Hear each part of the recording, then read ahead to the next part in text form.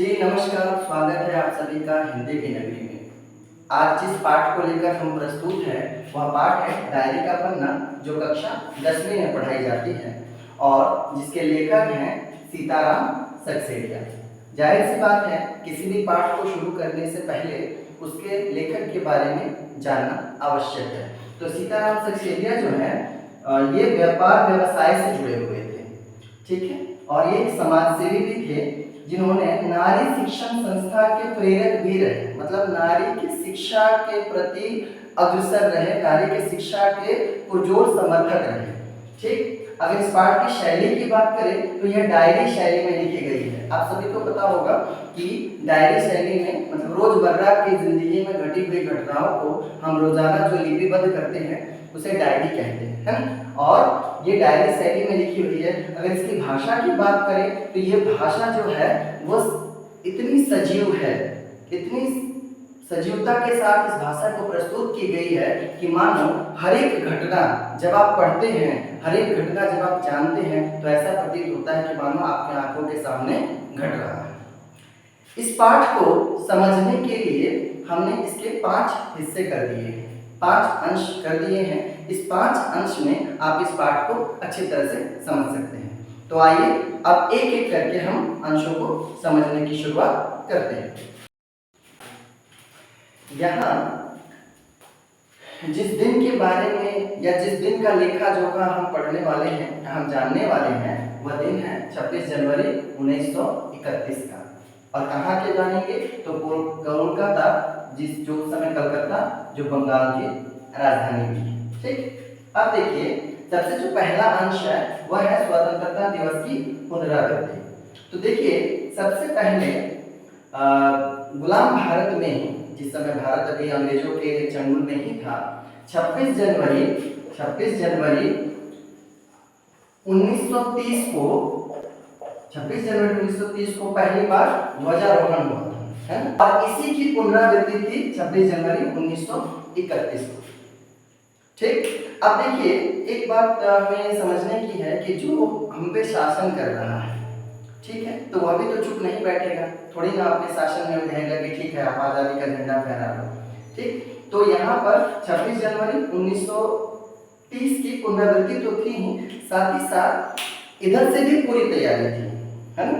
जो हमारे स्वतंत्रता सेनानी थे, महात्मा गांधी ने जो एक मुहिम छिड़ी थी, जिस मुहिम के तहत ये सारी चीजें हो रही थी, ठीक है, सत्याग्रह आंदोलन, उसके तहत जो ये सारी चीजें हो रही थी, तो 26 जनवरी 1930 को गुलाम भारत का पहला स्वतंत्रता दिवस मनाया गया। ठीक, और ये दिन उसी की पुनरावृत्ति थी। हालांकि आजादी के 2.5 साल बाद 1950 में इसी दिन को चुना गया अपने या गणतंत्र दिवस मनाने के लिए। खैर, अब इसके तहत क्या था उस दिन, तो इसके तहत हर जगह झंडे लहरा रहे थे। मानो कुछ बिल्डिंगों को तो इस तरह से सजाया गया था जैसा प्रतीत हो रहा था कि हाँ हमें आज़ादी मिल ही गई। ठीक है, बड़े बाजार के प्राय हर मकान पे झंडा था, चारों तरफ जो था पूरी मतलब आज़ादी का जश्न ही मनाया जा रहा था। परंतु पुलिस भी अपने पूरे जोश में थी। जिस तरह से इन लोगों ने ये कहा कि हम आज़ादी मना के रहेंगे, हम आज़ादी का दिवस ये मनाएंगे, उसी तरह पुलिस वाले भी थे कि हम इन्हें नहीं मनाने देंगे, जिसके लिए नोटिस भी निकाली गई, जिसके लिए जो वहाँ पे उस समय ऑफिस में काम करते थे उन्हें भी ये कहा गया कि अगर आप इसमें शामिल होते हैं तो आप दोषी समझे जाएंगे, है ना। तो इस तरह से पुलिस भी अपनी पूरी ताकत से शहर में गश्त लगा रही थी, और इधर जो स्वतंत्रता सेनानी थे उनका भी था कि नहीं, शाम के 4 बजे मॉन्यूमेंट पे हम झंडा फहराएंगे और स्वतंत्रता की प्रतिज्ञा भी पढ़ेंगे, चाहे जो हो जाए।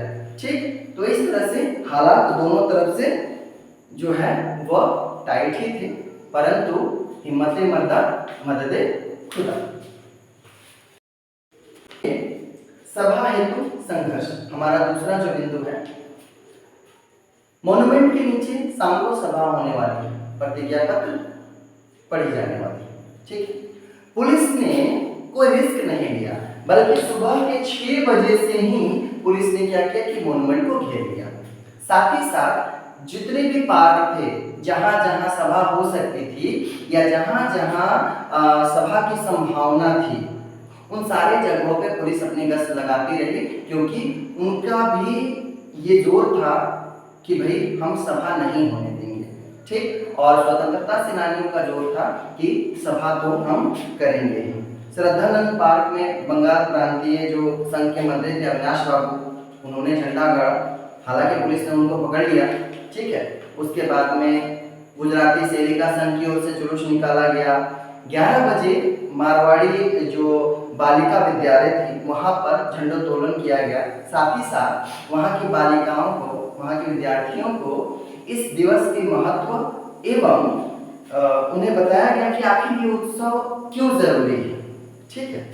स्त्री समाज भी अपनी तैयारी में लगा था। अच्छा, ऐसा नहीं था कभी ये, अगर कुछ लोग कहें कि स्त्रियों का योगदान, तो इस जो 26 जनवरी 1931 का जो लेखा जोखा लेखक ने प्रस्तुत किया है, इसमें स्त्रियों का भी भरपूर योगदान था।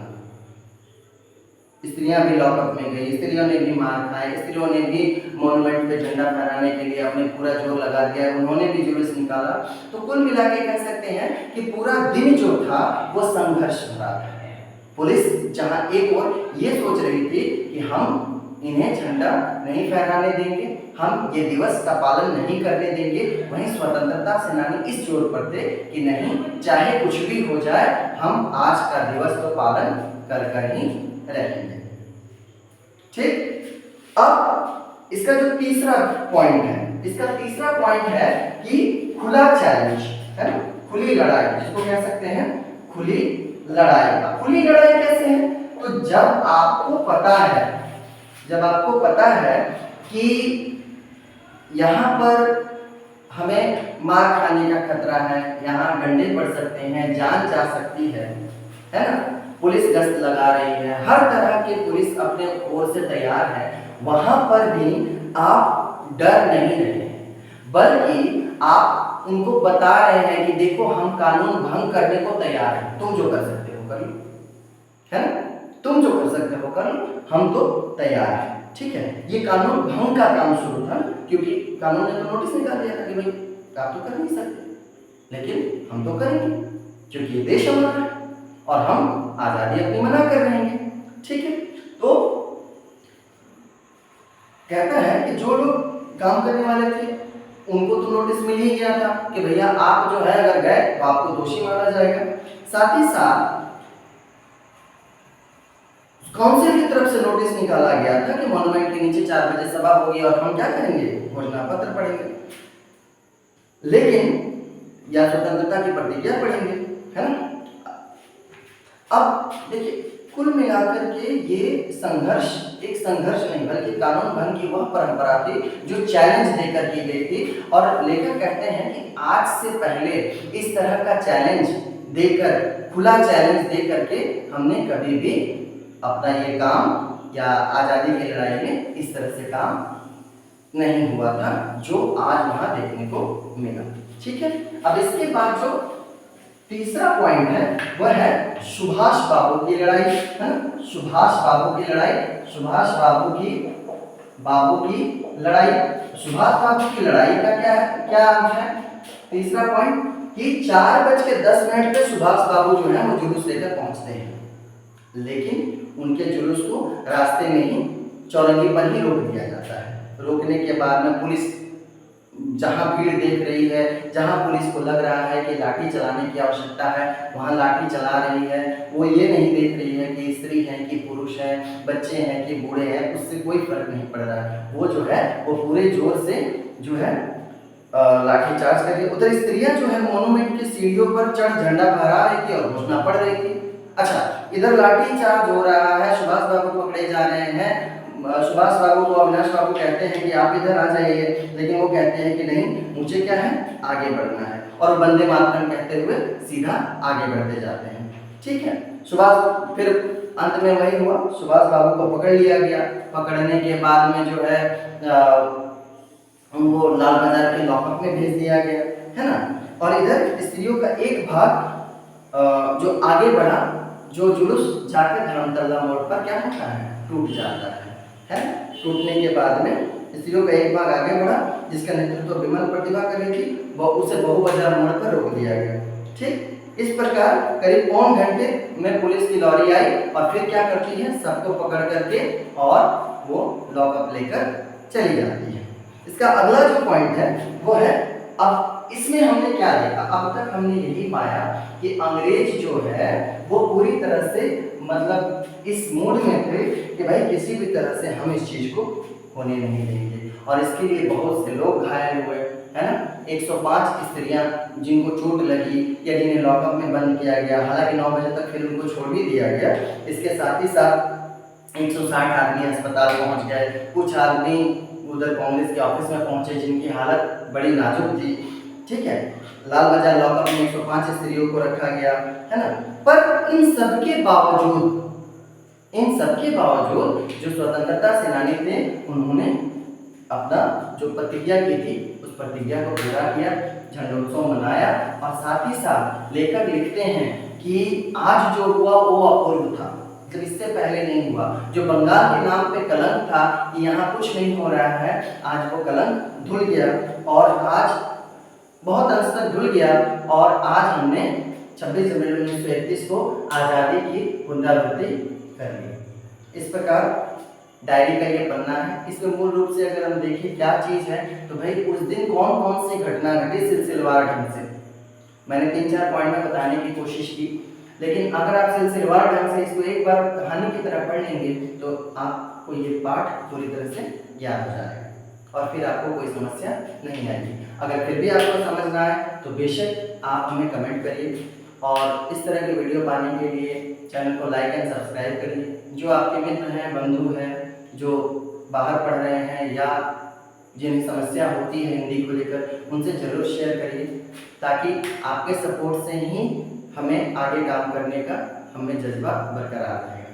तब तक के लिए धन्यवाद। जय हिंद।